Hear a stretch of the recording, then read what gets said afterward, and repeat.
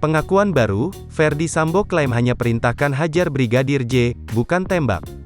Tim kuasa mantan Kadif Propam Polri Ferdi Sambo mengungkapkan bahwa kliennya tidak memerintahkan Barada Richard Eliezer atau E untuk menembak Brigadir J atau Nofriansyah Yosua Huta Barat saat berada di rumah dinas Kompleks Duren 3, Jakarta, Rabu, tanggal 12 Oktober tahun 2022.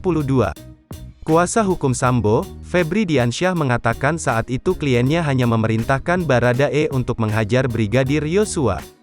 Febri pun menjelaskan, saat itu tanggal 8 Juli tahun 2022, Ferdi Sambo awalnya hendak berangkat ke Depok untuk bermain badminton dari rumahnya yang berlokasi di Jalan Saguling. Namun, saat melintasi rumah di kawasan Duren 3, Jakarta, Sambo kemudian memerintahkan sopirnya untuk berhenti. Ia kemudian masuk ke rumah Duren 3 untuk mengklarifikasi soal kejadian di Magelang kepada Brigadir J. Lalu, saat itu Ferdi Sambo memerintahkan Barada E untuk menghajar Brigadir J.